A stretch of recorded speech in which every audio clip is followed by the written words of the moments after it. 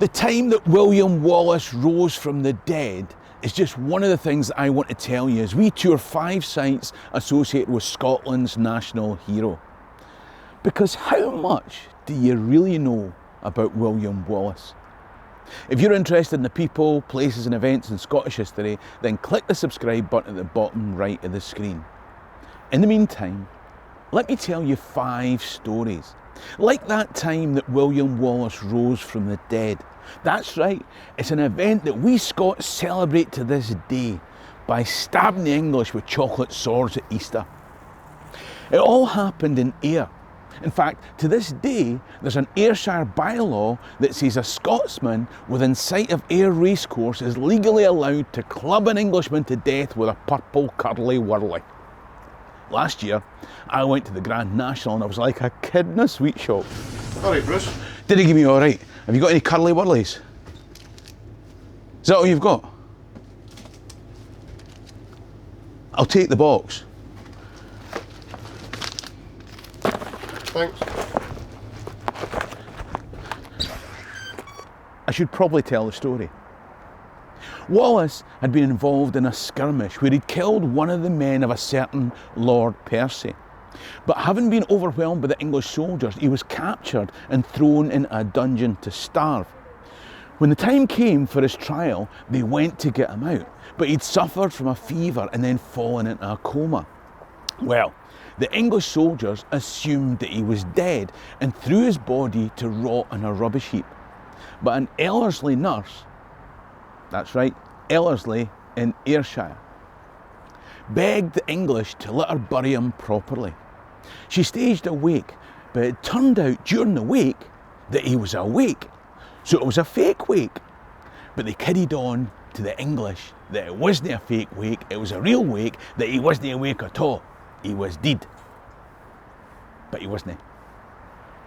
She nursed him back to health, but when he appeared again, everyone knew that William Wallace had the power of resurrection. People flocked to support him. The seer, Thomas the Rhymer, made prophecies about him. Wallace went round the country, sawing ladies in half and catching bullets in his teeth. Thus, William Wallace took on mythical qualities that inspired leadership more than lands and titles ever could. No wonder they built a national monument to him. But let me take you to another monument to give you another fact about how his career began. This is Elderslie near Paisley. Now, in my video on how Scottish was William Wallace, some people got upset that I said he was from Ayrshire because they'd seen this monument in Renfrewshire. So he must be from here. So, let's pretend there was never a place such as Ellerslie near Ayr. Don't want to upset the buddies. They've got a monument. I'm told the first real record of Wallace's activities was actually in my hometown, Perth. In 1296, shortly after Edward Longshank's English army defeated the Scots at Dunbar, on St Botolph's Day, which we all know is the 17th of June, an Englishman, Matthew of York, and a thief, William le Wallace, William the Welshman, were accused of robbing Christina of St Johnstown of 3 shillings a beer. Now, today's St Johnstown's called Perth, and 3 shillings a beer would be 2 kegs. This wasn't a he nicked my pint beer theft, this was wholesale. I'm imagining some landlady of a pub finds a couple of barrels have gone missing and sees 2 blokes running down the street, each with a keg on his shoulder. As it was, Wallace managed to escape, but his accomplice was tried by the occupying English sheriff and only avoided the noose by claiming he was a cleric. Now, somebody in the comment section might say, it's mistaken identity. Scotland had been recently occupied by English forces which would have contained Welsh archers. It could be argued that Matthew of York and William the Welshman were 2 of the garrison, nicking a couple of barrels of beer from a local Scottish landlady. Possible. But William Wallace is specifically named as a thief, assumed to be known and clearly not in the English sheriff's good books. And his accomplice isn't a soldier, but an English cleric. It's just as likely that William Wallace teamed up with a vicar with a drink problem and it all went a bit Pete Tong. When the vicar turned up for trial, drunk and incomprehensible, he just sounded English. You know they talk funny. Oh, bugger off, old chap. Do you see what I mean? Of course, the most likely explanation of a Scotswoman, a Welshman and an English vicar in a pub is that somebody's found a medieval joke book and forgotten to mention the rabbi. What we know for sure is that somebody called William Wallace was living on the fringes shortly after the English invasion of 1296 and was accused of stealing beer.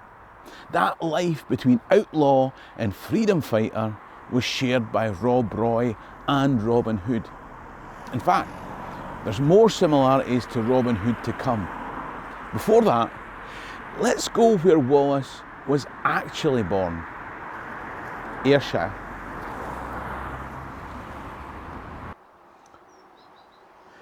It's right that this Ayrshire lad should have a monument in his home county, and this one was built before the one in Elderslie or the national one near Stirling. But there's another thing that you might not have considered about Wallace. They had to create a new job for him. In just over a year, he'd gone from a beer stealer to the leading commander of the Scottish Army with responsibility for an entire kingdom. But they didn't know what to call him or whether he should get the key to the executive washroom. It took months for the HR department to work things out. In his letters that survive from the weeks after his victory at the Battle of Stirling Bridge, Wallace described himself and Andrew de Murray as leaders of the army of the Kingdom of Scotland, acting on behalf of the community of the realm and John Balliol, the illustrious King of Scotland. Now this was true, but was more a job description than a formal job title. You know when somebody's got the words acting in front of their job, you never quite take them as seriously, do you? So they had to come up with a title for whatever it was that Wallace was doing. And the community of the realm decided to revert to the idea of guardianship. That had been used where a body of nobles and clerics could effectively act as a legal government when the king's not around. But Wallace wasn't a collection of nobles and clerics. He was a guy. His buddy Andrew de Murray was now dead, and Wallace was named sole guardian. He alone would wield the authority of the crown in the name of King John. Not only had this office never existed before as a single individual, but for the powers of the crown to be given to somebody not of royal blood, not even a baron. When he was named guardian, Wallace wasn't even a knight. He didn't have any land. His dad Alan and his elder brother Malcolm were still alive, so he wasn't even head of his own family, but he was in charge of the country. That was mental. He even had to invent a seal for himself, which we'll come to. In a strict hierarchical society, the idea that this guy would be standing for the king would have seemed mad to the English. You could just see them taking the piss. What, the beer thief? When he was made guardian, they had to knight him just so he would have recognition. It's like saying everyone in management needs to have a degree, but the managing director doesn't have any qualifications. Shit. Can we just give him a degree now? Like any degree. Tell them it's from Glasgow Cali. Mine was from Paisley Tech.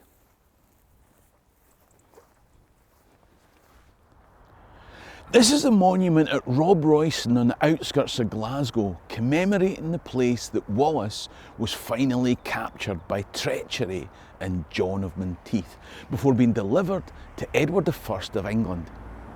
In his possession, Wallace had letters from various European leaders, but the most famous letter that he wrote, the one sent by him and Andrew de Murray to the merchants of Lubeck and Hamburg after the Battle of Stirling Bridge, was to tell them that Scots were back in control and Scotland was back in business. You can see the letter in the Museum of Scotland today. Now, your personal seal is important to you, right? The symbol that you choose is going to have meaning. It's your identity on paper for everyone to recognise. William Wallace's choice of pattern was a bow and arrow. Now, if you don't think that seems unusual, then consider this. A bow was seen as a low prestige weapon. It wasn't the sort of thing that you'd use in medieval heraldry. So this was a deliberate choice as somebody proud of being an archer.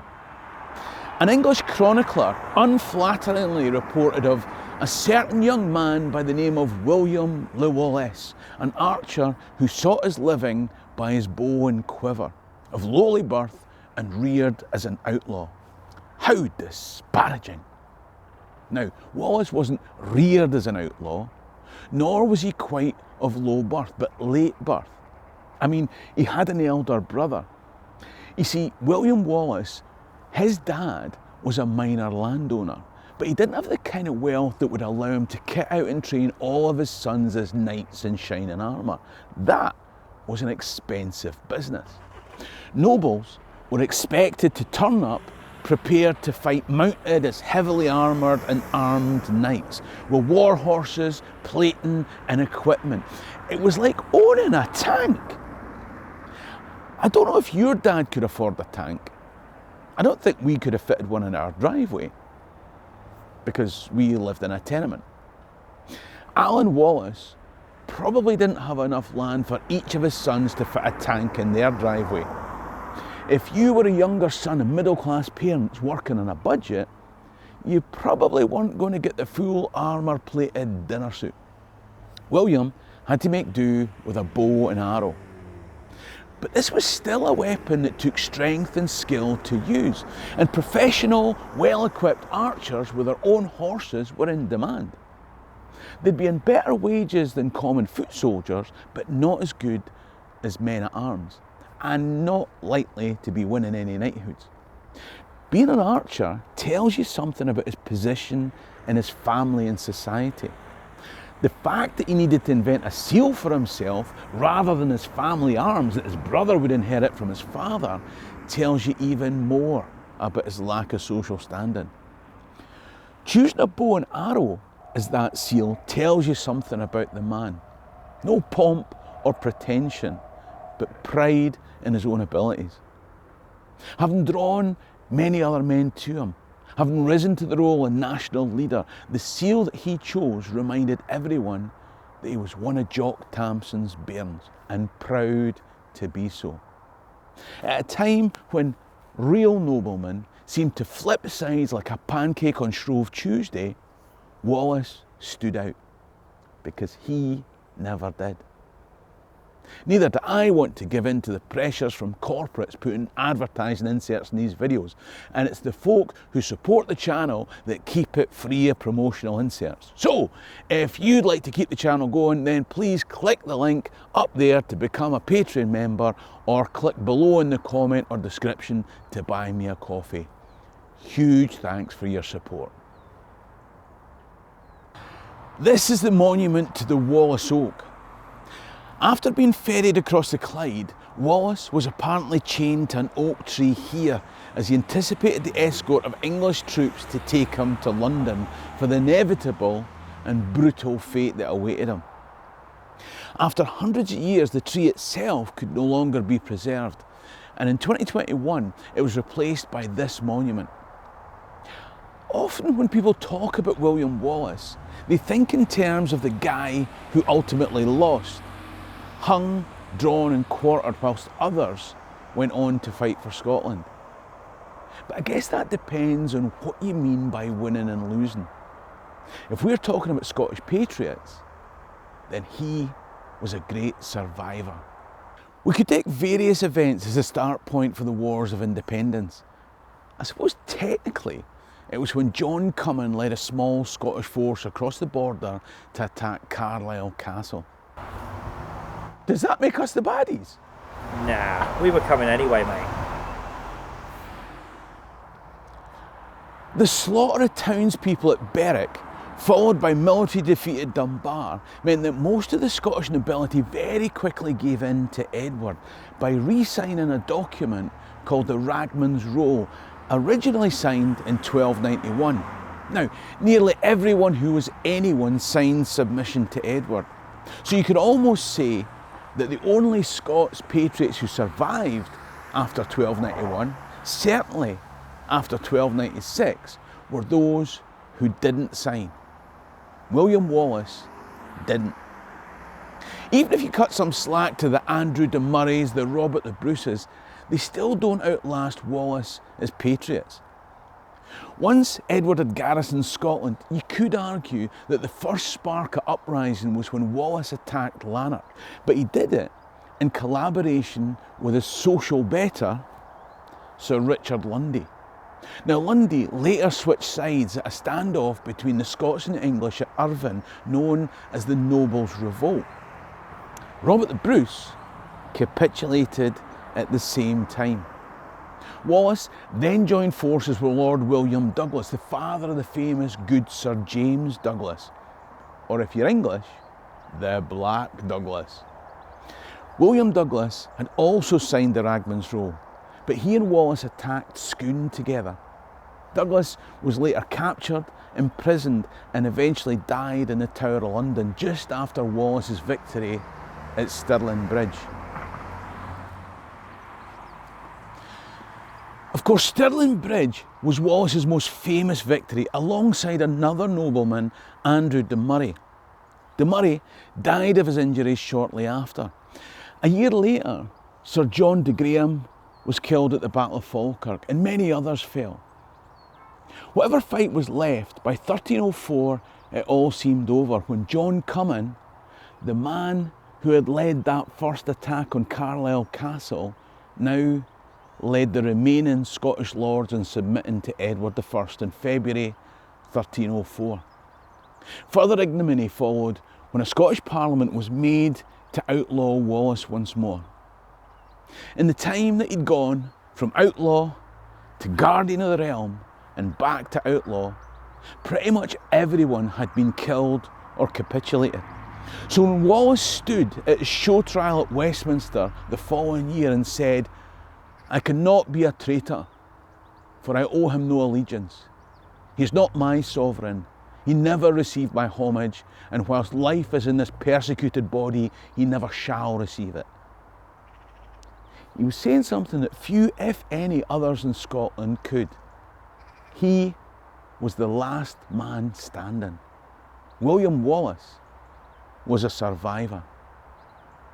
If you want to know more about William Wallace and his patriotic struggle, then you should really watch a video coming up on screen now. In the meantime, ha mi an dóchas gwn bí lama alive. Sherry and Rasta.